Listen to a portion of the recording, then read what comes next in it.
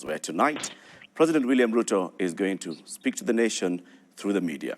6 media houses are present in State House today, and we are going to be engaging with the President on a number of issues, of course, that affect the country.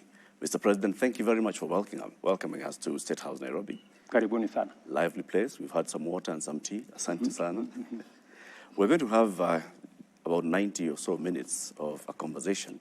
And I just want to introduce us. We have 6 media houses present tonight. Okay. My name is Eric Latif from Spice FM and KTN, and my colleagues are going to introduce themselves. Good evening, Mr. President. Good evening. Ayub Abdikadir Abdi, Citizen Television and Royal Media Services by extension. Thank you. Thank you, Abdi. Hujambo Rais na hamjambo wa Kenya. Jina langu ni Nancy Okware kutoka kwenye shirika la utangazaji humu nchini KBC. Hujambo Rais. Sijambo. Jina langu ni Daniel Kitu kutoka K24, shirika la Media Max Network Limited. Thank you, Daniel. Good evening, Mr. President. Good evening. And good evening, Kenyans. My name is Eric Munene from Cape Media, comprising of TV47, Radio 47, and TV47 Digital. Thank you very much, Eric. Masalheri, Mheshimiwa Rais na Wakenya hamjambo. Mimi naitwa Lofty Matambo kutoka NTV chini ya shirika la Nation Media Group ambalo pia liko na uchapishaji wa magazeti kadhaa ikiwemo Taifa Leo na The Daily Nation. Asante kwa kutualika. Karibu sana Lofty. That's a very interesting name. Asante. He's representing the lofty idea. Mr. President, you look well, and there are people who've been commenting. One of the first questions that we're told to ask you is, ask the President, what's his exercise regimen, or is it diet? Well, I have, I had an original, fit that ran amok the last 1.5 years or 2 years because we went into elections. And, when you have elections, you have a lot of pressure. Sometimes you take out the pressure on food. And you have to do this and that, and you don't have time to go exercise. And sometimes you eat because you don't know when you will find the next meal. So sometimes you overeat. So I decided to cut it down because ile kibarua niko nae si kidogo. So you need to be alert. Ndio kazi iweze kusonga. Asante sana. Our first topic for tonight is on the state of the economy, the cost of living, and of course Kenya Kwanza's first budget. My colleague Ayub will take the first question. Excellency, Mr. President, I want to take you back to what you said on the 26th of July, 2022, during the presidential debate. Yes. Before the elections. To quote you said, we can limit the taxation on fuel. Take, for example, VAT, which you said, I think we need to rethink about it. That was the UDA presidential candidate. President William Ruto, months later, is proposing to Parliament to raise it to 16%. Why the doublespeak, Mr. President? Thank you very much. Let me start this way. And allow me to give you a bit of context. When I came into office, I did 3 things the first day in my office that I had committed to the people of Kenya. Number 1, I made sure that both operations that were unnecessarily moved from Mombasa were returned. Number 2, I made sure that our police have financial independence. Number 3, I appointed the judges that were supposed to have been appointed, and I committed that I will expand the budget of the judiciary. If you look at the budget this year, we have added an extra 4 billion shillings to the judiciary. When I came into office, I found a huge crisis of fuel. In fact, before even I came here, immediately the results were announced. Amongst the first people to come and see me were oil marketers. And they told me, we are in a crisis. We are going to have a stock out because we cannot have fuel. Government has told us to sell fuel subsidized, but they haven't paid us. The government owes us 65 billion. So that whole subsidy story you hear, it was just a pledge. So I found that we had a 65 billion shilling subsidy to pay. Meanwhile, our financial situation was very bad. And by the way, that subsidy was accumulating at 15 billion shillings every month. I don't know whether you appreciate the magnitude of that. So when I came into office, I looked at it, and the one thing that I did that in retrospect was the right thing, is to have an economic team around me. So we sat down, we went through the numbers, and finally we discovered that there wasn't actually a fuel problem. It was a misdiagnosis. The problem was an economic and much more a dollar problem, because there was fuel that had come, but the oil marketers could not find the dollars to go and buy, because government was maintaining an artificial, rate. So there were two parallel rates. There was dollar by government, which said was 120, and there was another, if you really wanted to buy the dollars, you had to go and get it at 128, thereabout. So what did we do? First, we reinstated, because it was not a fuel issue, we reinstated the interbank forex market. What did that do?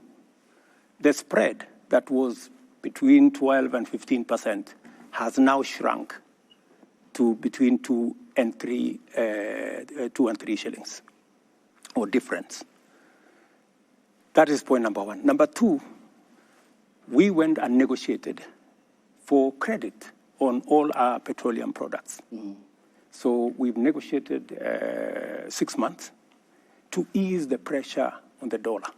In fact, many importers were finding it difficult to get dollars to import raw materials. We have since sorted out that problem. The liquidity around the dollar market has improved. Okay. We've allowed the dollar to find its own level. We are not artificially managing the exchange rate, because managing it artificially costs us money. So we have an issue there. So when I came into office also, I found that we had commitments of 900 billion Kenya shillings on the roads. 900 billion. I have tried to work with the various departments, Kera, Kura, Kenha, to try and understand how do we manage this 900 billion. We've tried to cut it down. We've tried to stop some of the roads that have not started. We've died. But we still remain with close to about 680 billion that we have to manage. If I have to complete these roads, I need extra money to do it. And every place I go, I was yesterday in Nyandarua. Communities, people, leaders tell us, we need a road here, Mr. President, we need a road here. We need to finish the Mau Mau roads. You need to finish this. You need to do this. We need an extra road. They were even telling me there's a road called Kinamba to some place. So that whole equation changed. But what have I done? I have said, yes, we're going to increase the VAT by 8% for two reasons. Number one, because having differential rates, one at 8%, others at 16%, poses a problem, an integrity problem. People use it as a loophole to manipulate numbers, VAT in, VAT out. So the advice that my economic team working with Treasury gave was we must eliminate this loophole that people are exploiting, number one. Number two, this 8% that we are adding is going to give us about 50 billion shillings. It will begin to deal with the problem of roads across the country. Okay. But what have I done to balance it out? because I made a commitment that we need to relook, right? I have removed on the same fuel, as we add 8%, I have removed road 3.5% road development levy from fuel. I have removed 2% of IDF on the same fuel. And to balance it out, because it is the same Kenyan who is going to pay from their pocket, I have removed VAT 8% on gas. And I have removed other taxes that I'm going to explain to you, about 10, actually 14 other taxes that I have removed to try and even so that we have a balanced budget. Okay. We'll talk about the other taxes as proposed in the finance bill, which will come before Parliament. But you have mentioned that there is a team of economic advisors. You're right. David Ndii has been in your campaign team throughout the campaign before the elections. So is the current National Treasury Cabinet Secretary, Professor Njuguna Ndung'u. When you came to the presidential debate and you made the remarks on the 26th of July, which I quoted you verbatim, I think you said majority of taxes that are in that bracket, 15 almost you said, but we need to integrate at least these 15 different types of taxes. Did they not advise you, or you did not take the advice? Precisely, if you heard me clearly, there are many other taxes that we have since removed. So you must look at it in context. Yeah? What my economic team advised that time is that we need to relook at these taxes. When we came into government, we found a situation. The country was in a crisis. And by the way, I have had to make very difficult decisions. In fact, coming into office, I had to cancel the borrowing of about 300 billion shillings that the intention was to borrow. That would have taken the country down the cliff. I had to step in and stop many of the subsidies that were being dished left, right, and center. I had to make many changes. I had to reorganize the whole budget because we found a country headed and sliding into bankruptcy.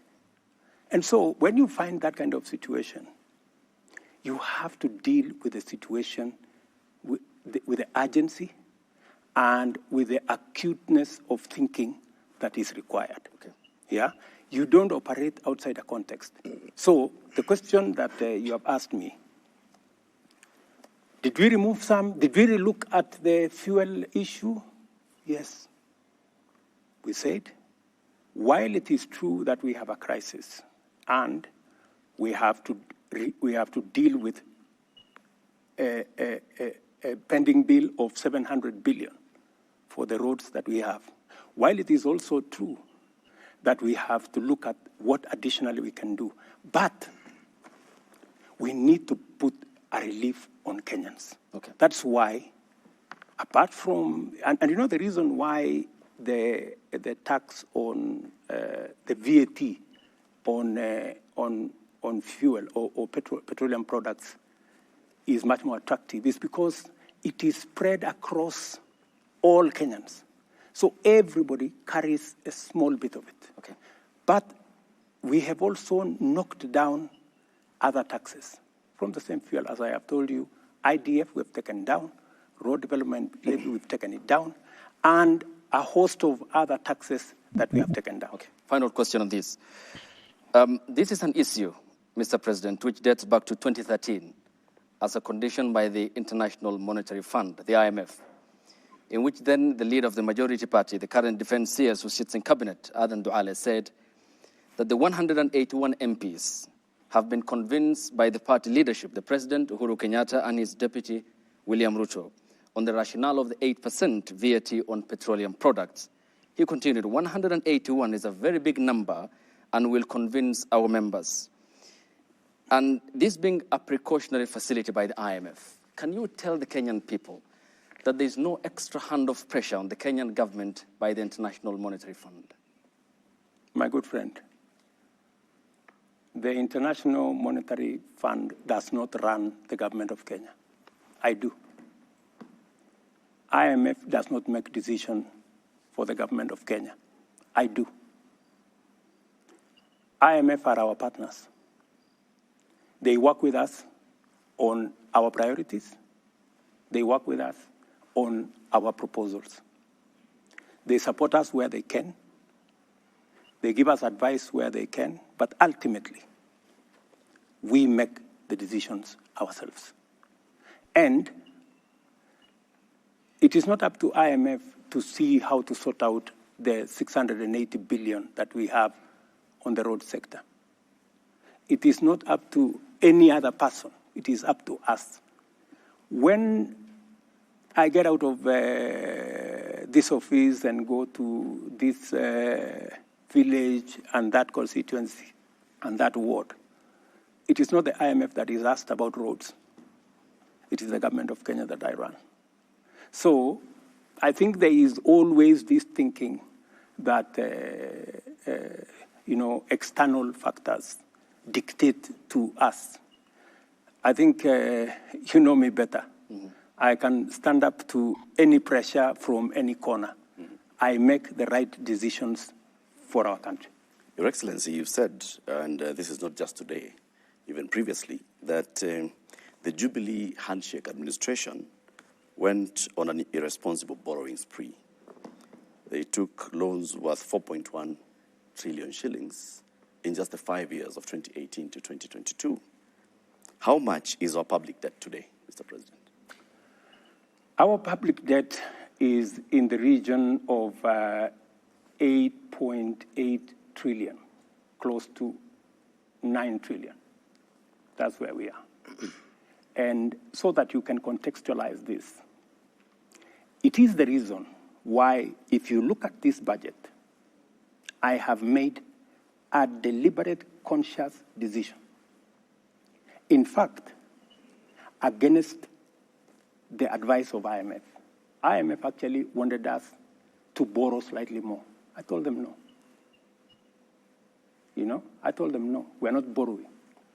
And that is why, if you look at the fiscal deficit, the money we are borrowing, we have reduced it from 1.1 trillion last year to 630 billion this year. We have reduced almost 500 billion because I am conscious that we are not in a good place. I am also aware what is happening to other countries.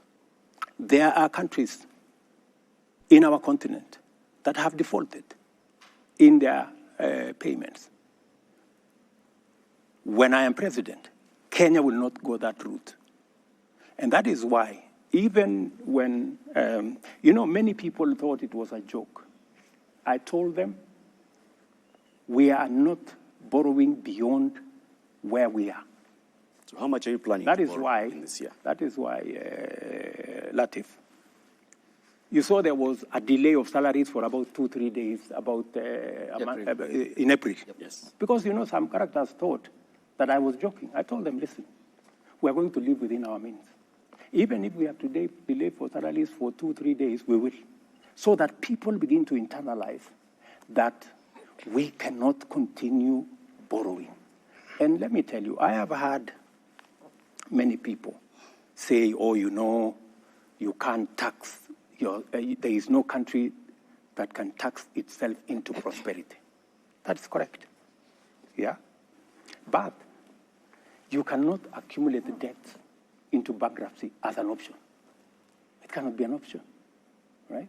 And there is a question I want to ask my fellow countrymen and women. Are we overtaxed? That is the question that we need to ask. And I want to answer that question. Yeah. Are Kenyans overtaxed? Let me give you the statistics. OECD countries, OECD countries, the tax as a percentage of GDP, the average is 34% of GDP, 34%. You have from Turkey, which is 22% of GDP, to France, which is 45% of GDP. Okay? Let's leave the OECD. Let us come to our continent. Our peers, South Africa, Tunisia, Morocco. They are between 23 and 28% of GDP. Tax as a percentage of GDP. Where is Kenya? Kenya is at 14%. Kenya is at 14%, meaning we are paying half in terms of tax what our peers in our continent are paying. And you see, society is reflected by the quality of public goods, roads, hospitals, schools, water. That is what a society is measured. If you will find that if you don't have working schools, if you don't have no running water, if you don't have good roads, you cannot, what kind of society are you? So the big question, and I want to tell my countrymen and women, please, we are not overtaxing ourselves. In fact, if we were to match our peers, my intention is to take this slowly, the way Mwai Kibaki did. When Mwai Kibaki came into office, we were collecting about 220 billion. By the time he was leaving in 10 years, we were collecting almost 1 trillion. He had moved it 4 times, right? Yep. Now we are at 14. If you look at the budget this year, I want to move it from 14 to 16% of GDP. By God's grace, maybe next year, 18, maybe like that, because we have to be realistic, you know? If we do not pay taxes, we cannot be like the countries we want to be. We want to be in their shoes. We will be going backwards. So the real cardinal, because, and I want to tell my good friends, you know, it's good to have information. Because I hear many people are saying, oh, you know, we are being overtaxed. The real issue is that our tax as a percentage of GDP, if we manage to get this finance bill through, we will move from 14 to 16. We will still be way below what our peers are. I want to come back onto the issue of debt because, I mean, it's also influencing how much you want to spend in the next financial year and raising revenue to repay this debt. 1.2 trillion shillings, if I'm not wrong, is our debt bill in the next financial year. And if you just look at how much we are paying in terms of debt, and then you look back at that close to 9 trillion shillings that has been borrowed in the last 10, 15 years, questions are, where has that money gone? And so I want to ask you, Mr. President, do you feel that the money that has been borrowed has actually gone to be value for Kenyans? I do not want to point fingers at no administration. I do not want to say what happened in the last administration. I have said enough of it. I just want to speak to the present and to the future.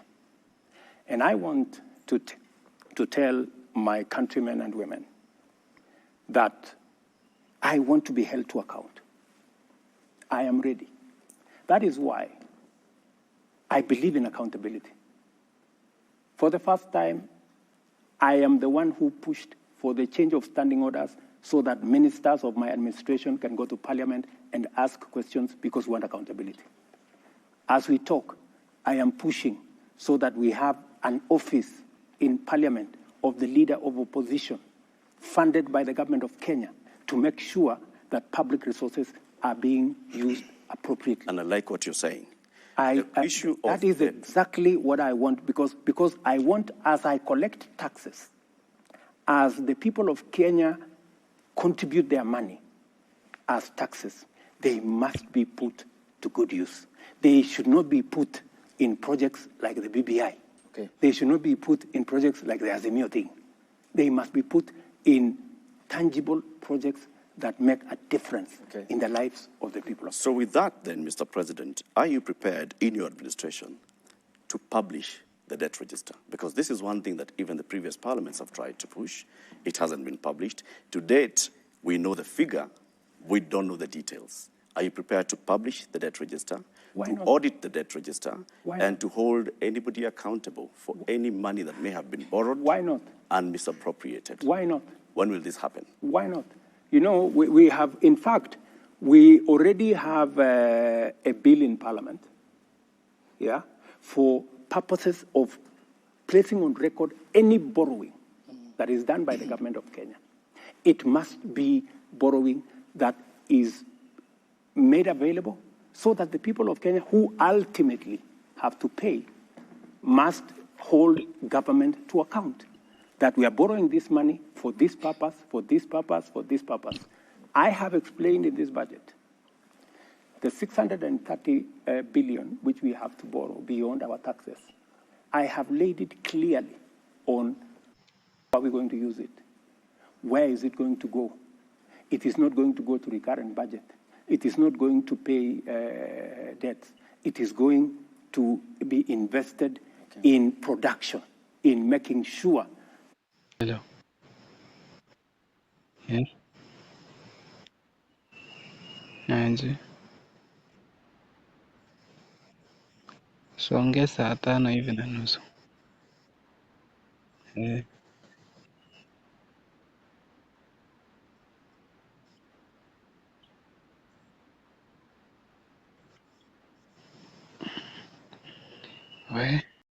Our exports. That's why, if you see in this budget, we have many areas where we have imposed taxes. We have imposed taxes on imported fish.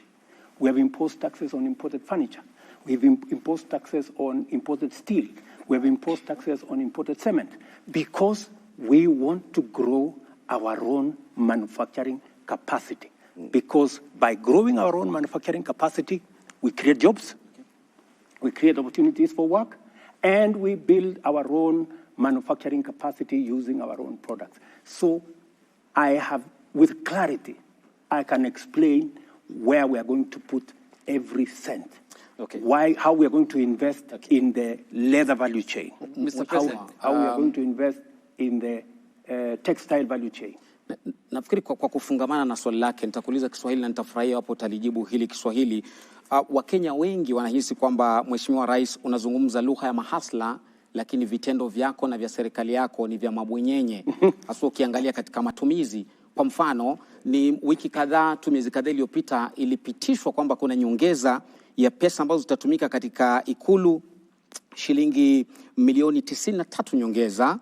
Ulipokuwa unaingia katika madaraka ulisema kitu cha kwanza utakata bajeti kwa shilingi bilioni 300. Na hii ilikuwa ni kwamba ujaribu kupunguza matumizi ili Mkenya ambaye ni hasla uliyezungumza kwamba ukiweka Biblia chini tu hivi, ikiwa ni tarehe 11 Septemba mwaka jana kabla uapishwe, utaziba mashimo yote ya makateli na kila kitu kitakuwa shwari. Lakini swali ambalo leo Mkenya anajiuliza ni kwamba hakuna pesa ya kuweza kuwaajiri walimu zaidi, haswa wa shule sekondari junior ambao sasa hivi kuna upungufu wa karibia 1048. Hakuna pesa ya kulipa madaktari kwa wakati ufaao. Kaunti ya mwisho kutaka kugoma ni kaunti ya Kisumu. Hakuna pesa ya kuongeza fedha haswa katika kaunti. Kumbuka kwamba ni maseneta wako katika ambao wanaegemea upande wa Kenya Kwanza waliangusha ule mswada wa kuongeza fedha hadi kufikia shilingi bilioni 407, wakaishukisha hadi 385. Hakuna pesa za hivi, lakini kuna pesa shilingi milioni 459 za kulipa makatibu waandamizi CAS 50 kwa kila mwaka katika serikali yako. Je, unazungumza lugha ya mahasla ama unawapaka mafuta kwa mgongo wa chupa Rais? Sizungumzi lugha ya mahasla peke yake. Natekeleza hii budget. Hii budget unaona hapa ni budget ya mahasla. Uniulize kwa jinsi gani? Kwa nini? Yes. Na nilichokitaja ni tofauti na unachosema. Jambo la kwanza, haya mambo yote uliyoyasema, serikali hii wakati nimeingia nimefanya mambo manne ambayo yanahusikana na mahasla. Jambo la kwanza, nimeweka pesa karibu shilingi bilioni 3.5 kupunguza gharama ya mbolea ambayo inatumika na wakulima wale wa chini. Kufikia sasa, serikali imesajili wakulima milioni 4.5, karibu milioni 5. For the first time, kila mkulima bila ya kubaguliwa alipata mbolea. Leo tumeongeza sehemu ya kuzalisha chakula kwa ekari 1,200 kwa sababu ya incentive ambayo tumetoa kama serikali. Mind you, wale wengi ambao wako katika sekta ya kilimo ni mahasla. Jambo la pili, kwa jambo la ambalo linasumbua sana wa Kenya, jambo la cost of living. Yeah. Ni nini nimefanya katika ile kupunguza hiyo mzigo kwa Wakenya? Kwa sababu kuna mambo mawili. Wale majamaa walikuwa hapa mbele yetu, walifanya subsidy ile inaitwa subsidizing consumption. Walipeleka pesa kwa mamila. Mila hana mahindi yake. Mila ni chuma tu ako nayo na mashini. Zile pesa mimi sasa ndio nalipa. Hawakulipa. Mimi sasa ndio nalipa ile pesa ya subsidy. Unaelewana? Mimi nilifanya nini? Kwa sababu naelewa kwamba shida ni supply and demand. So ile tulifanya ni kwamba tulienda kwa KNTC, tukawapatia treasury ikawapatia letter of support. KCB wakatupatia shilingi bilioni 25.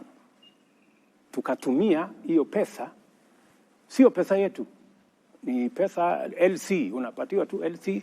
Tukalete mchele, tukaongeza mahindi, tukaongeza mchele, tukaongeza maharagwe, tukalete mafuta ya kupikia. What happened? Ile bei ya unga ilikuwa 230, sasa hii iko 170, ikiteremka. Bei, nataka uende ucheck. Bei ya mafuta ya kupikia, fresh fry kwa mfano, ilikuwa 1,800. Sasa hii ni 1,100 kwa kilo 5. Ile kilo 3 ilikuwa 1,100. Sasa hii ni 750. Sababu gani? Wale makatel ambao walikuwa wanafanya hiyo biashara, wakati walijua, kwa sababu tunajua bei ya hizi vitu kwa soko ya kimataifa, tukawaambia simpunguzeni jameni. Wao sasa wamekuja bei ya chini. No. Without us doing much. Nafikiria hiyo ni mipango mizuri. Sasa nikueleze. Si umeniuliza nafanya nini kwa mahasla. Mahasla ndio hawa wanahangaika na gharama ya swali lao kuu mahasla wanasema jinsi unavyokusanya na matumizi yako hayatoi picha ya hasla. Kwa mfano kuachilia kuongezwa fedha ambazo zinatumika ikuluni, nitakurudi hapo, na mshahara kama hawa ma CAS ambao hadi sasa hujazungumzia kama unakubaliana au la, licha watu kwenda mahakamani kupinga hilo. Mambo ya CAS ni mpango wangu wa serikali. Naam. Yeah. It is my decision. Ya kwamba mimi naona ya kwamba kuna sababu ya wale ma CAS kuweko. Kwa sababu agenda nilio nayo kusukuma Kenya hii. Leo naibu wangu karibu analala kwa ofisi. Leo yule Musalia Mudavadi unaona amepunguza kilo siku hizi kwa sababu karibu analala kwa ofisi. Mimi ninahitaji wafanyikazi zaidi kwa sababu ile agenda ya kubadilisha Kenya, I need more hands, I need more minds. Lakini wacha nirudi pale kwa mahasla. Wewe umesema ya kwamba ati mambo ya walimu. Je, wewe unaelewa ya kwamba serikali hii imeajiri walimu 35,000 yenye haijawahi tangu Kenya iundwe? There has never been one hiring of 35,000 teachers. Lakini next year wanasema bado JSS madarasani hakuna walimu. Ni tamoja sasa wanafunzi waliingia hawajapata walimu hadi sasa. We are hiring another 35,000 next year, next financial year, baada ya hii budget. Kwa sababu mimi naelewa na hii shortage ya walimu, kulikuwa na shortage ya walimu 1,110 mimi nikichukua wadhifa wa uongozi. At least nimejaribu kupunguza hiyo shortage ya walimu. Hire the biggest number of teachers in Kenya. As I talk to you, vile tumeajiri walimu wa TVET 1,300, tutaajiri baada ya hii budget another 1,700 wawe 3,000. Serikali hii tumesort out mambo ya elimu vipi? Wakati tumechukua usukani, walimu watoto wetu walikuwa wanahangaika, hawajui watafanya mtihani ama watafanya mtihani. Hii junior secondary itakuwa katika secondary school ama itakuwa primary school. We have sorted out that problem. And on top of sorting out that problem, na tumeweka junior secondary school pale katika primary school kwa sababu ingekuwa mzigo mkubwa sana kama pendekezo ya serikali iliyopita kwamba waende katika secondary school, ingekuwa gharama kubwa sana kwa wazazi. Naam. Vile tumeongeza walimu. Juzi, nafikiri wiki moja iliyopita, tumesort out the biggest problem ya mambo ya elimu ya vyuo zetu. The biggest vyuo zetu, nikiongea na wewe saa hizi, karibu zote zinafungwa. Wako na madeni ya bilioni 59, actually almost 60 billion. Wana strike. Wale wahadhiri ama lecturers wamegoma, hawajalipwa. Nani hajalipwa? It has taken my administration to sort out, kwa sababu wale wote wamekuwa wakimbia kutoka changamoto hiyo kwa miaka 20. But I want to tell you, we have put our education system now on sound footing. We have sorted out the JS, the junior secondary as a topic by itself. So please, okay, don't mind. all right. Na Mheshimiwa Rais, kidogo ni kurejeshe nyuma kuhusiana na hili swala la mapendekezo yaliomo kwenye ule mswada wa fedha wa mwaka 2023, na kuna hili swala ambalo Wakenya wamekuwa na maswali chungu nzima kuhusiana na mpango wa kutoa 3% kwa ule mpango wa kujenga nyumba za bei nafuu. Wakenya wanauliza ni kwa nini wanalazimishwa, manake wengine wanaona ni kana kwamba wanalazimishwa, pengine hawako tayari kuwa wamiliki wa nyumba. Wengine wanasema ya kwamba hawakuhusishwa kabla ya yale mapendekezo. Na tumeshuhudia miungano mbalimbali ya wafanyikazi ikisema ya kwamba ikiwa mapendekezo hayo yatapitishwa basi kutakuwa na migomo. Ni swali nzuri sana umeniuliza, kwa sababu ni swali ambalo nimekuwa nikingojea kujibu. Nataka Wakenya wanisikize kwa makini. Niko na maswali matatu ambayo sisi kama Wakenya lazima tujiulize. Jambo la kwanza, ni kwa sababu gani watoto wetu, vijana wa taifa letu la Kenya milioni 5 wanahangaika barabarani, wanazunguka madukani, hawana ajira? Swali la kwanza.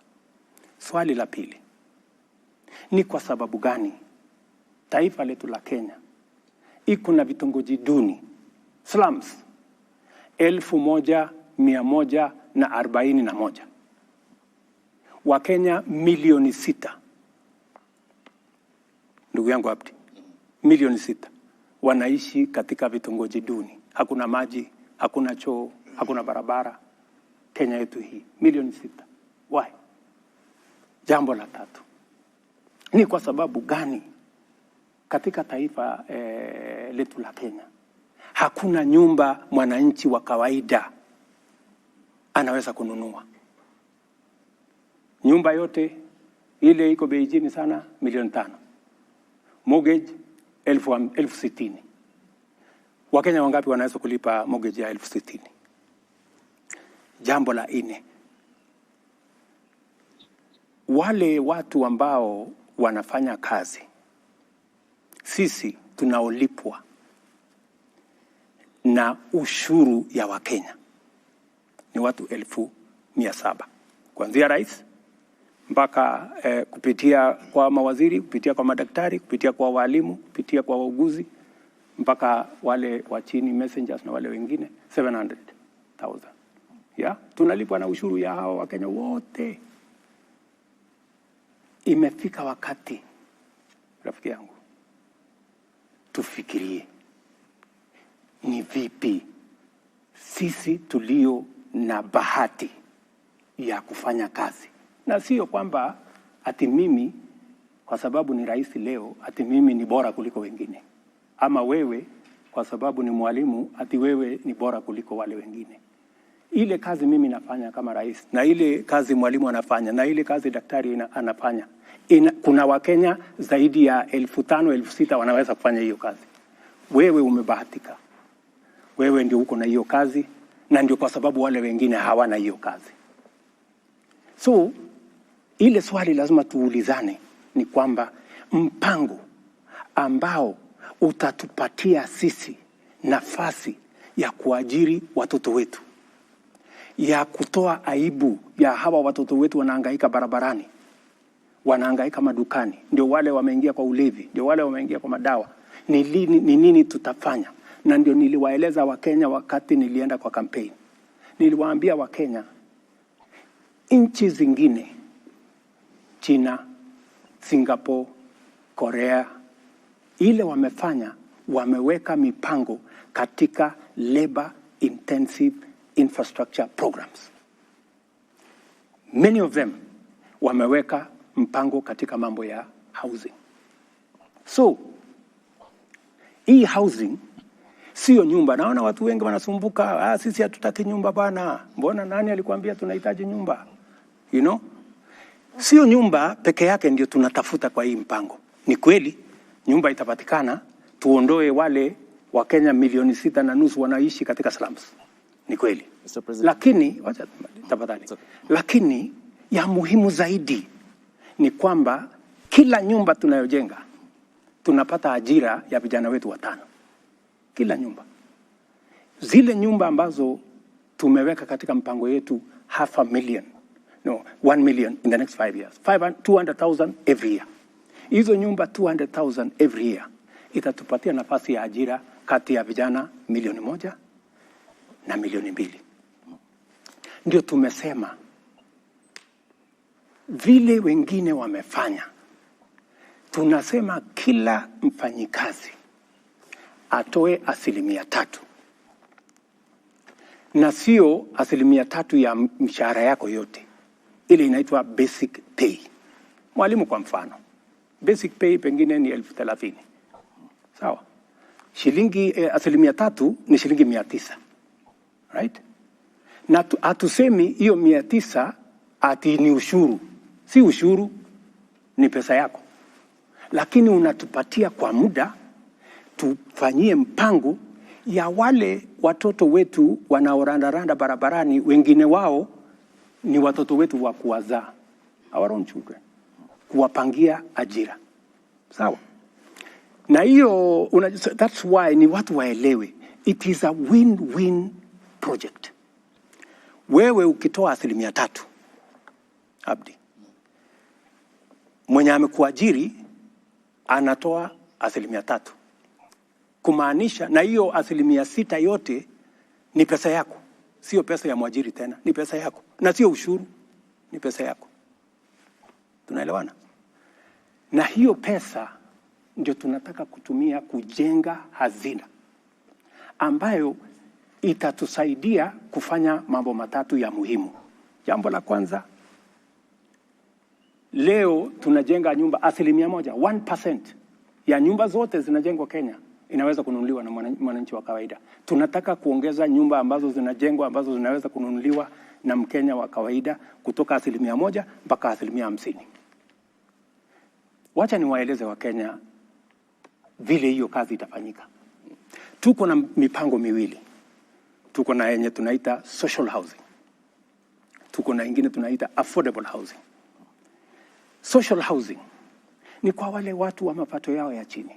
Tunasema yule mtu ambaye anaishi Kibera, yule mtu ambaye anaishi Mathare, yule mtu ambaye anaishi Kisumu Kondele, yule mtu ambaye anaishi hapo Kakamega ama anaishi Murang'a ama anaishi Kiambu, ambaye analipa rent kwa ile nyumba ambayo haina choo, haina taa, haina maji, shilingi 2,500. Huyo mtu na 2,500 yake tunataka kumjengea nyumba, atalipa shilingi 2,500 kwa nyumba ambayo iko na maji, nyumba ambayo iko na facilities, iko na kitchen, iko na choo, na analipa shilingi 2,500. Wakenya watataka kuniuliza, Bwana Hasla, hiyo nyumba iko wapi? Nataka munipatie nafasi niwapeleke hapa Soweto. Okay. Kibra. Soweto A. Pale kuna kiongozi ya wamama, kuna kiongozi ya hiyo Soweto A anaitwa Mama Shiro. Alikuwa anaishi kwa nyumba haina choo, haina maji. Leo anaishi kwa nyumba ambayo analipa 2,500 na ni nyumba ya ghorofa. Hako kwa flat yake. So, what am I saying, my friend? I am saying, kwa wale ndugu zetu, we have a duty. Kwa sababu wengi wao wanauliza kusema, how is it my business? Inanihusu nini? Kama yule hana kazi, inanihusu nini? Kama anaishi kwa slum, inanihusu nini? My friends, mimi nataka niwaambie, inakuhusu kwa sababu yule unamdharau ndio analipa ushuru, wewe ukapata mshahara. Number 1. Number 2, yule ambaye unamdharau, huyo pengine ni ndugu yako, pengine ni dada yako, ama ni Mkenya mwenzako. Jambo la 3, hasara yako ni nini? Kwa sababu ukitoa 900 kama ni mwalimu, tunakuongezea 900 kama serikali, kama mwajiri wako. Ya? Usipotoa 900, hatukupi 900. Lakini ukitoa 900, tunakupatia 900. Alafu, kama huhitaji nyumba, baada ya muda, miaka 7, ama ukitaka kwenda retire, tunakurudishia pesa yako, kama hujatumia kununua nyumba, na tunaongeza interest. Kama unataka kutumia kwa njia nyingine, unaweza kumpatia mtoto wako, akatumia kununua ile nyumba. Okay. Well, and President, affordable, wacha niende hapo kwa affordable housing. Kidogo tu, tafadhali. Okay, briefly, we need to proceed also. Tafadhali. Okay, thank you. Kwa sababu, unajua hii maswali ni mingi. Yeah. Watu wengi wanasema, lakini bwana, hii sasa hata kama ni 900, si nitachukia miaka 60, ndio niweze kununua nyumba. That is not the case. Hii pesa ambayo unatoa, sio ya wewe kununua nyumba. Pale tukishajenga manyumba ya kutosha ambaye wewe unaweza kugharimu kwa ile mshahara yako. Tunajenga nyumba ya 2,500, 4,600, 8,000. Ile the most expensive house tunajenga ni karibu 12,000, 3-bedroom house. So, tunasema hivi.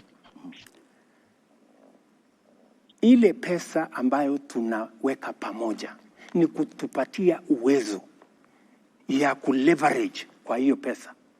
Kama ni bilioni 5, tunaweza kuitengeneza kiuchumi iwe mara 5, mara 7, tuweze kuitumia kujenga manyumba. Hii manyumba itatusaidia kwa wale wanaishi katika vitongoji na hata wale wengine wote ambao wanalipa rent. Badala ya kulipa rent, wewe utaingia kwa nyumba ambayo badala ya kulipa rent, utalipa mortgage. Okay, Mr. President. Unaelewana? Yep. Wacha nimalizie tu kidogo. Okay.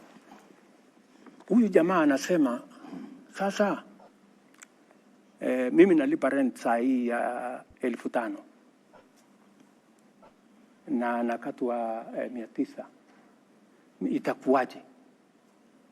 Kama unaweza kulipa rent 5,000, mbona usilipe mortgage 500 ndio nyumba iko yako? Iko dhambi gani? Na katika hiyo harakati, number 1, umesaidia nchi yako. Umesaidia wale jamaa hawana kazi, lakini wanatusaidia kulipa ushuru, ndio mshahara yetu. Mimi kama rais, na wewe kama daktari, na wewe kama mwalimu, na wewe kama mjumbe, na wewe kama MCA, ilipwe. Pia tuwasaidie wapate ajira. Okay. Tuwasaidie wapate mahali pa kuishi. Na jambo la 3, tuhakikisha kwamba mashamba yetu ambayo kwa sasa, yanakatwa ili wananchi waishi, we start to consolidate our position kama townships. In any case, statistics show, my brothers and sisters, that the future is urban. By 2050, 68% of people will be living in towns. So we have a choice. Are they coming to live in slums when they come to, because they will come? Okay. Or are they going to live in decent houses? Thank you, Mr. President. And if they are going to live in decent houses, you know, we have to engage in this win-win program. Okay, in Mr. this program, just allow me 1 minute. In this program, because it is very important to me, okay, and it is very important to every Kenyan, and I want every Kenyan to understand why they have to contribute 3% of their salary. It is not that it is a tax. It is your money, my good people. Okay. And we are going to double that money using your employer. And you are going to get that money with interest. And you are going to support us. You are going to help us to employ the millions of young people, including your sons and daughters, in give time for the questions now, Mr. Okay. And Mr. President, you have a very ambitious plan. Thank you. The housing plan. My question is, are you saying that those lucky enough to secure jobs will be contributing to this fund so that you cushion, the most vulnerable in the society? We have millions of jobless Kenyans out there. Don't you think theirs could be an earning problem and not a saving problem? Because now, if you say theirs is an earning problem, yes, not a saving problem. So even if you make these houses very, very affordable, some of them cannot even afford that 2,500. And then my question too on that: if I'm already paying for mortgage, why should I be forced to contribute to the fund? Very good question. If you are paying a mortgage, nothing stops you as somebody who is employed. Yeah? Number one, contributing to this fund, because it is not a tax. It is your money. What you are doing, you are playing your patriotic duty, because out there, we have millions of young people who get out of school every year. It is our responsibility, me and you. Why is it our responsibility? Because they are the taxpayers that end up paying our salaries, right? And it is our duty also to see how we can help them in a small way. And you have said correctly that their problem is employment. Precisely. That's why I'm saying these 5 million characters, our children, getting out of school. Don't you think it is a decent thing? Don't you think it is the right thing to participate in an exercise that helps our country, our young people, instead of engaging in crime, in abuse of drugs, to be part, to get a job? By the way, in the last 8 months, 8 months, I have launched the construction of 36,000 housing units in Kenya. Yeah? I went to Homa Bay. Last Friday, I was in South B here at the Bellevue, where they are building, I think, 2,000-something houses. I will be going to Makongeni, hopefully in the next maybe 3-4 weeks or 1 month, to launch another 30,000 houses. The 36,000 units, there are close to 100,000 young people today working in those sites.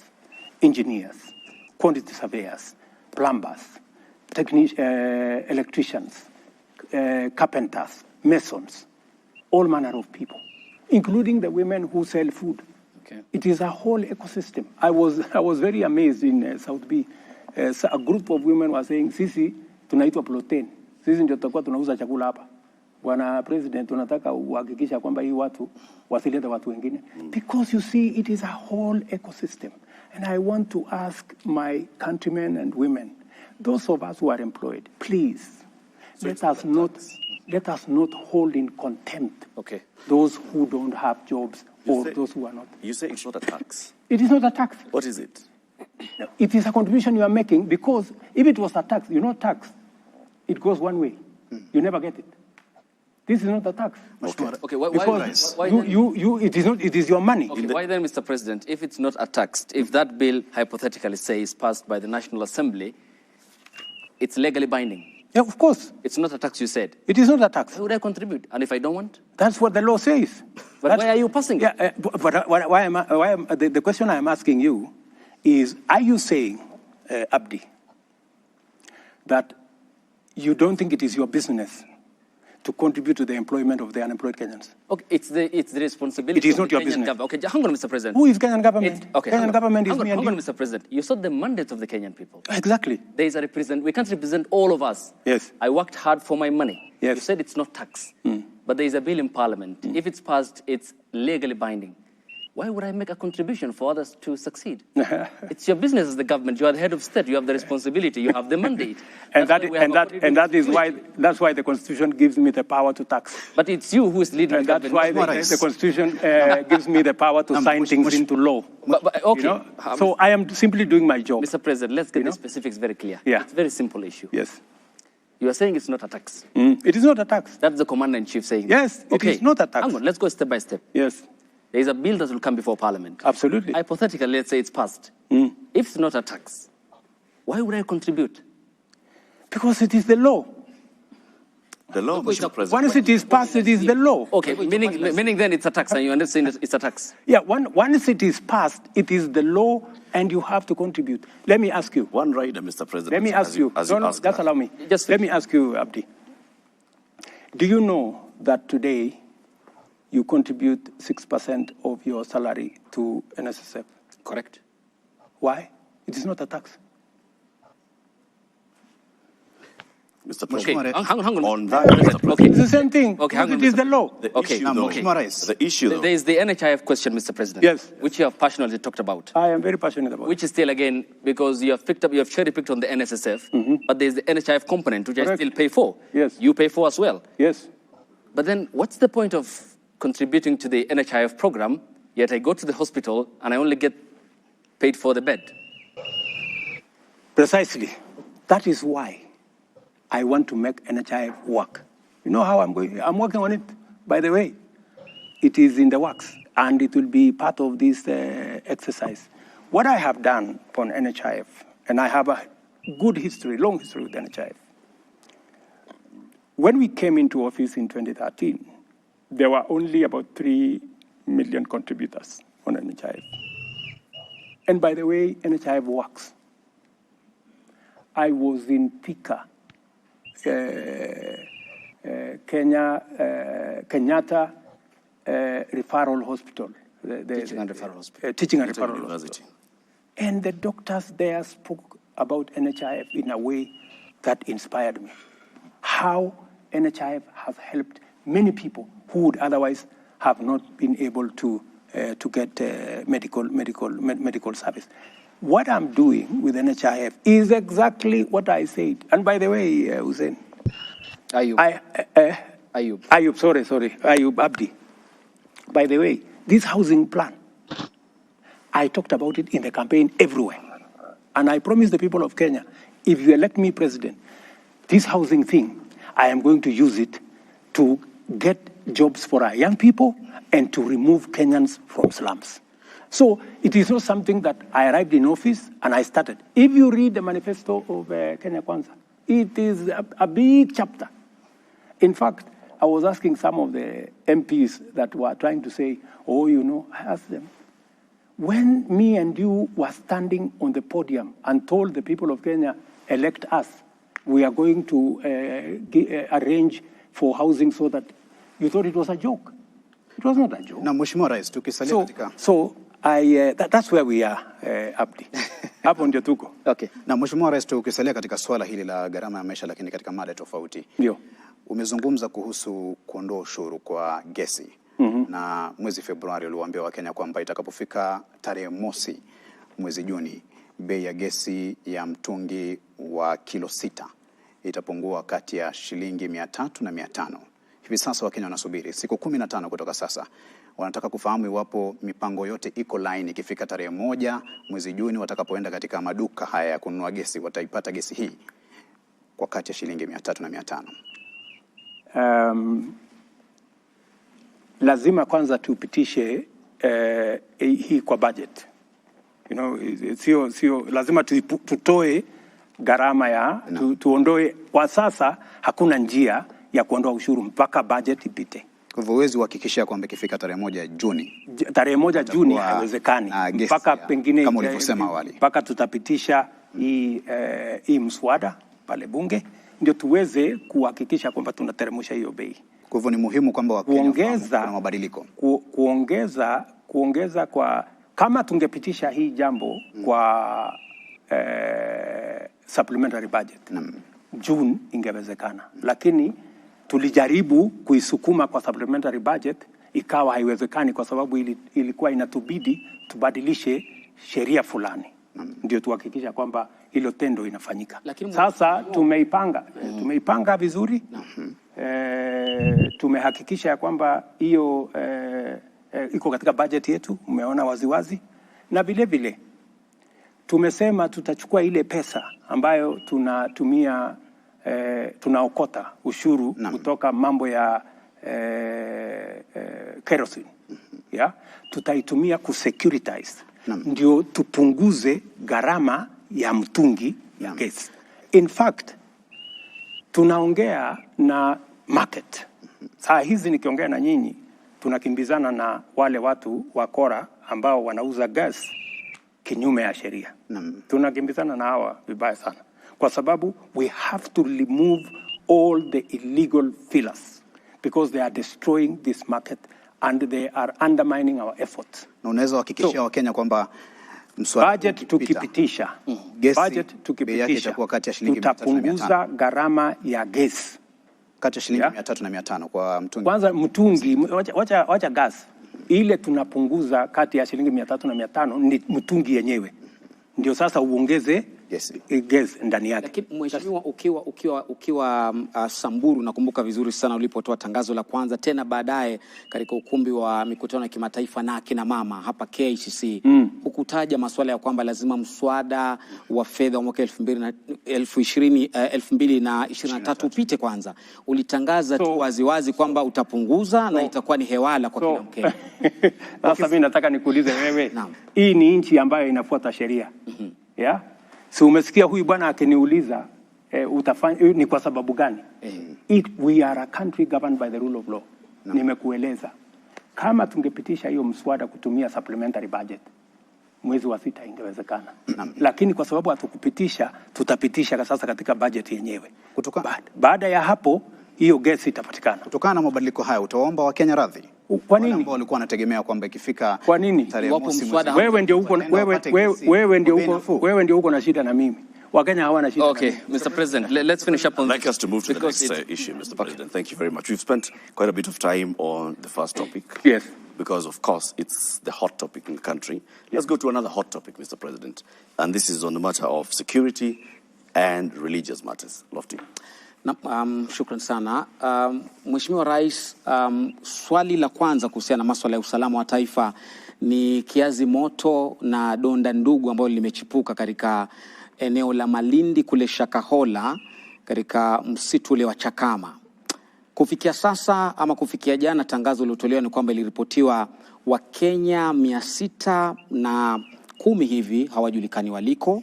Wakenya 201 na zaidi wamefariki, wengi wao wakiwa ni watoto. Na swala hili si geni ama halikuchipuka tu mwezi jana ambapo wanahabari walitangaza, lakini mhusika mkuu ambaye ni Paul Mackenzie alipoondoka Furunzi Malindi kuelekea Shakahola ulikuwa mwaka 2019, mwaka 2020 Mheshimiwa Rais, mwaka 2021 serikali kimya, mwaka 2023 hadi wanahabari walipotangaza, na maafa ndio haya. Wewe kama amiri jeshi mkuu ambaye unakaa katika kamati ya usalama na kupewa kinachoendelea na ujasusi wote, huoni kama umewafeli Wakenya? Na Wakenya wamenituma nije nikuulize, kwa sababu ya idadi hii, basi unapaswa kuwaomba msamaha leo kabla kujibu swali lolote la Shakahola mbele ya wanahabari hawa. Unaweza kuomba msamaha Wakenya kwa kupoteza nyoyo 200 na wengine 600 hawajulikani waliko? Pale kuna utepetevu katika upande wetu wa serikali, na inapaswa mimi niombe msamaha, kwa sababu Wakenya 201 na 10 tayari wamepatikana katika makaburi. Tuko na shirika la upelelezi, tuko na shirika la ujasusi, tuko na askari polisi, tuko na assistant chief, tuko na wazee wa nyumba 10, tuko na wale wote ambao wako kule. Hapo kumetokea makosa, na siwezi kusema ya kwamba kuna vile tunaweza kukwepa lawama. Tuko na makosa, na kwa sababu kuna makosa, ni vizuri tuwaombe Wakenya msamaha kwamba jambo hili lilitendeka tukiwa na serikali. Nikishasema hivyo, huyu bwana Mackenzie na wenzake alishajulikana kwamba kuna jambo lenye dosari anafanya. Ameshikwa, akapelekwa kotini. Kotini ikamwachilia. Ameshikwa tena, akapelekwa kotini. Kotini wamemwachilia. Hii safari sasa ameachiliwa, ndio amekuja sasa akaongoza haya maovu akitumia dini. Ambaye nilisema leo, huyu bwana ni muhalifu kiwango ya gaidi. Kwa sababu wale watu maisha ya watu amewaua kwa kutumia dini. Hatuwezi kuelewa ni vipi, lakini nimeambia taifa ya kwamba hii jambo, na ndio nimeweka jopo mara 2. Jambo la kwanza, nimeweka jopo ambaye tunaita Judicial Commission, ifuatilie uhalifu na ituambie ni nani zembea kazini ndio haya mambo yakatokea. Na huyu bwana washirika wake ni nani? Haya makaburi yaliendelea vipi? Hii mambo yote yalitendeka vipi? Hiyo ni ya kwanza. Ya pili, nimeweka pia task force ya watu ambao wengi wao ni watu wa dini. Kwa sababu dini ni mahali ambapo tunapaheshimu sana. Sisi wengine wetu ni Wakristo, tunamwamini Mungu. Na tunaamini dini ni mahali ambapo watu wanakimbilia wakiwa na matatizo na mashaka. Lakini pale wahalifu na watu wenye nia mbaya na watu wa mauaji kama vile Mackenzie na wenzake wanapotumia dini, ni vipi tutazuia jambo hili lisifanyike tena katika taifa letu la Kenya? So I am not taking it lightly. I am taking responsibility that as president, this should not have happened. And certainly, some people who are responsible for this failure on the part of government will have to give an account. Because it should not have happened when we have all the agencies. We have our intelligence, we have our CID, we have the chiefs, and all the other people in the whole of that ecosystem. We should not have allowed this. This kind of thing should never have happened. But it has happened. We have to take responsibility. No. Yeah? And the promise that I am giving to the people of Kenya is that we will get to the bottom of this matter. Okay. And I am also giving them my commitment. I know there are people who are jittery about. They are saying we should not regulate the church, and that is correct. We should not regulate the church. No. The same way we should not regulate the media. No. Let us have an institution that self-regulates.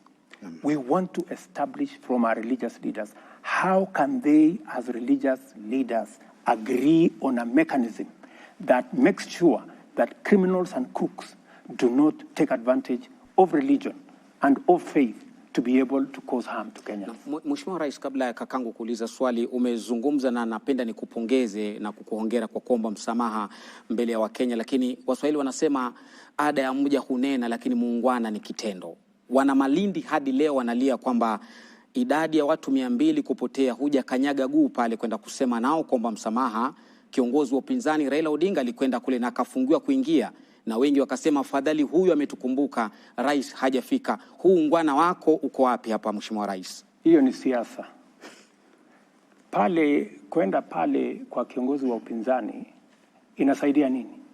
Yeye si mjazusi, yeye si askari, yeye si daktari, hajaenda kufanya ile kazi ya kutoa miili.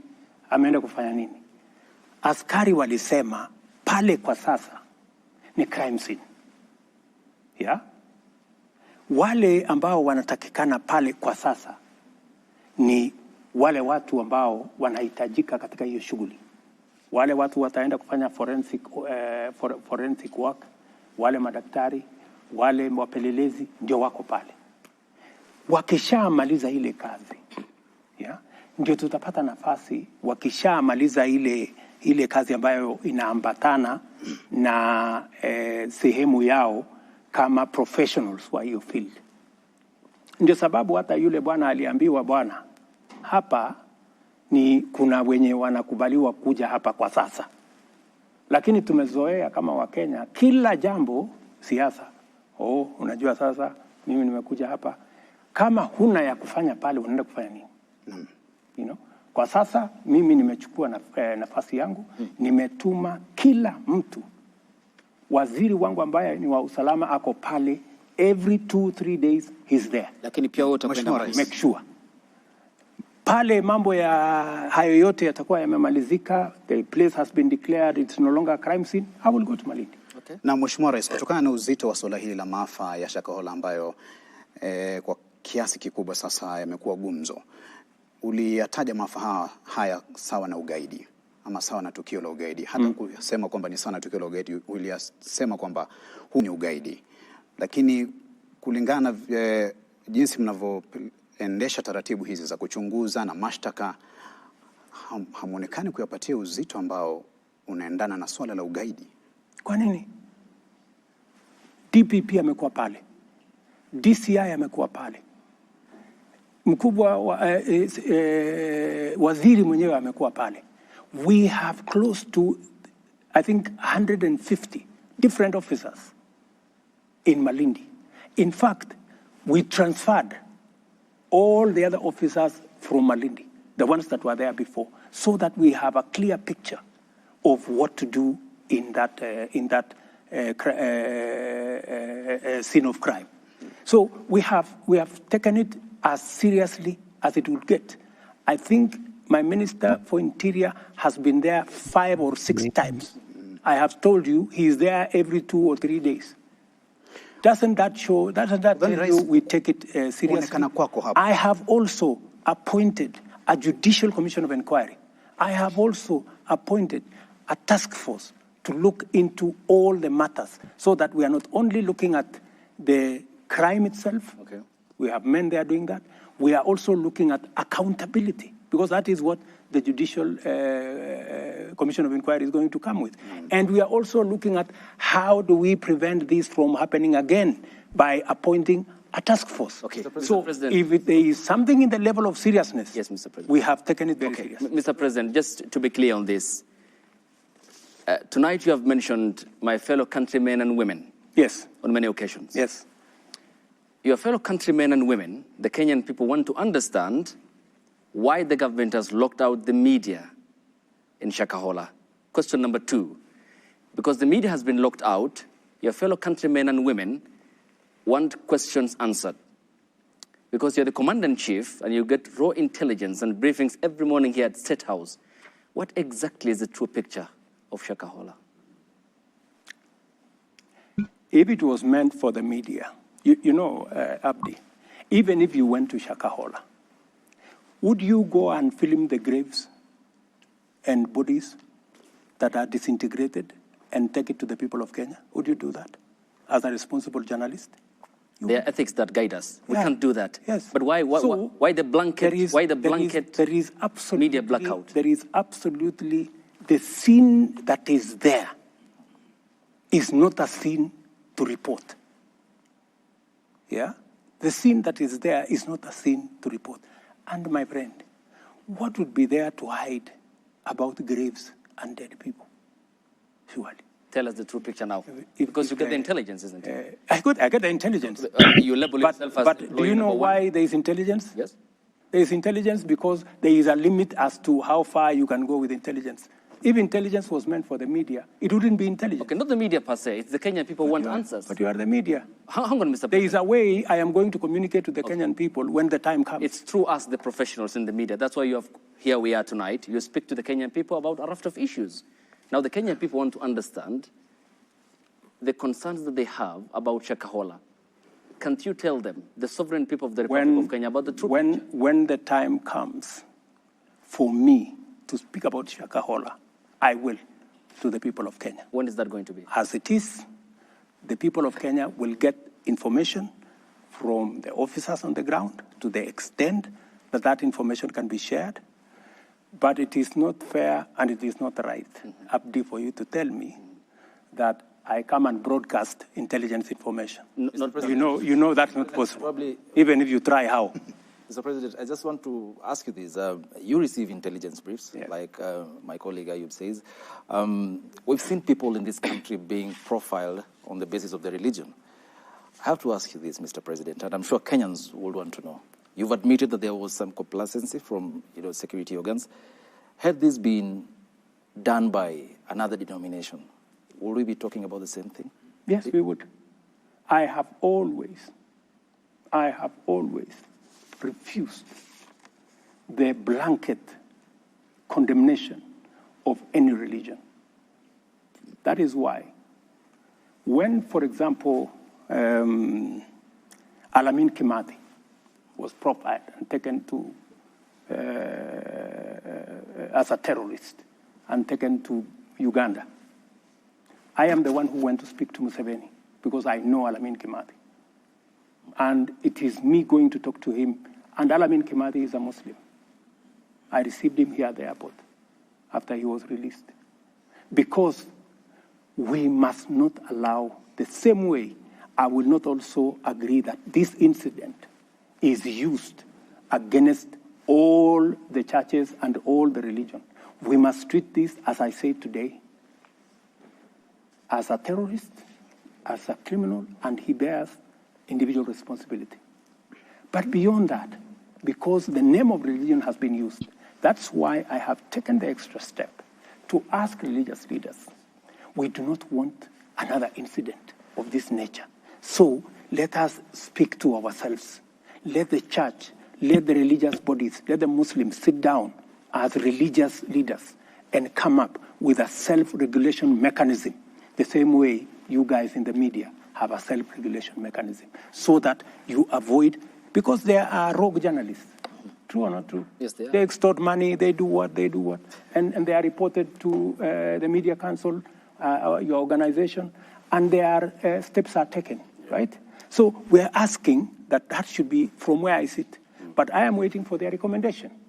If they tell me there is a different way of doing it, I will look at it. That's why. Rais, pengine uzungumze na Mkenya, manake hili ni swala ambalo tulishuhudia wakati ambapo watu walikuwa wakiokolewa pale. Kuna wale hata walikuwa wanakataa, wanasema ya kwamba wanataka kuniua, kumaanisha ya kwamba swala la dini na siasa ni mojawapo yale masuala ambayo yanafahamika kama emotive issues.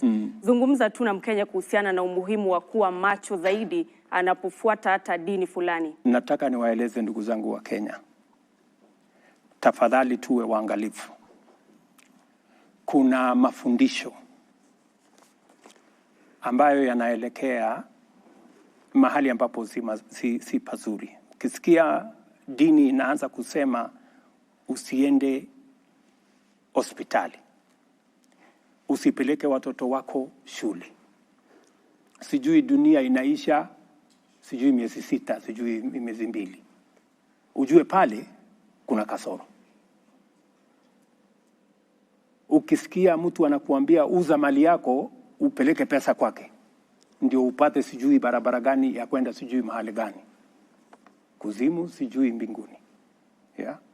Lazima tuwe waangalifu, so that as the citizens of the Republic of Kenya, it is very, very important for us to know that radicalization of whatever nature radicalization in terrorism, radicalization using religion, radicalization using politics is dangerous because it leads people to make irrational decisions.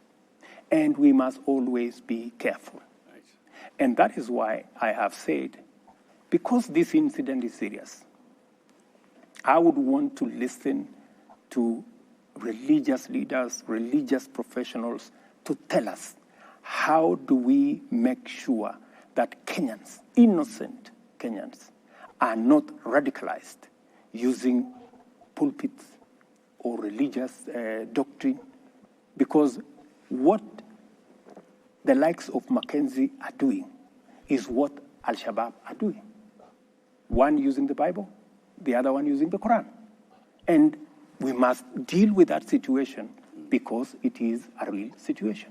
And we must deal with it. Mr. President, just as we wrap this up, you've admitted that, yes, there was complacency. 600 people missing. That's a huge number. Someone somewhere must have known. What degree of complacency are we talking about?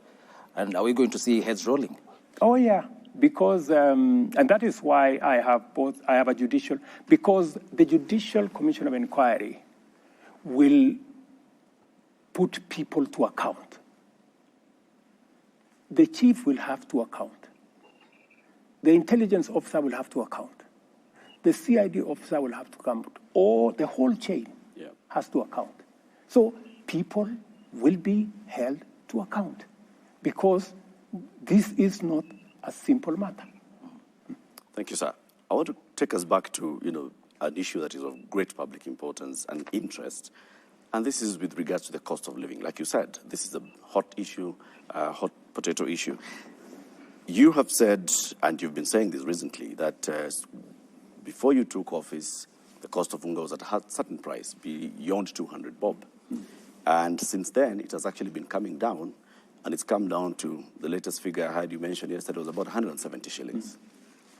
Where is this 170 bob unga?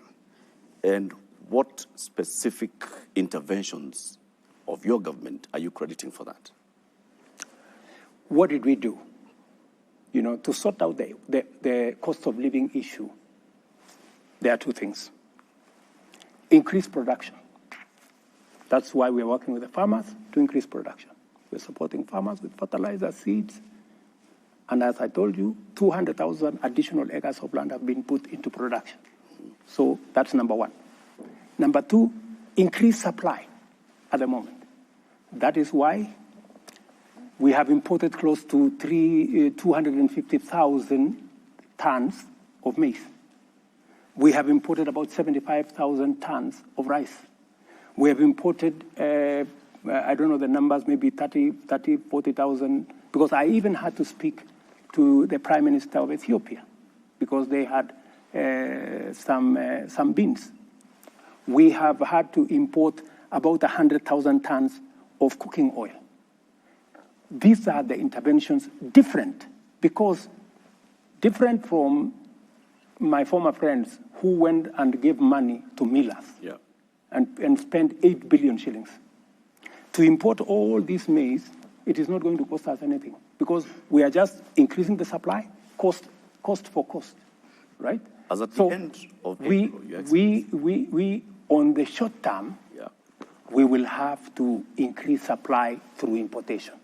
On the long term, we will increase supply using production. That is how to deal with the cost of living. And by the way, I spoke about it with clarity during the campaigns. I promised the people of Kenya we are going to reduce the cost of fertilizer.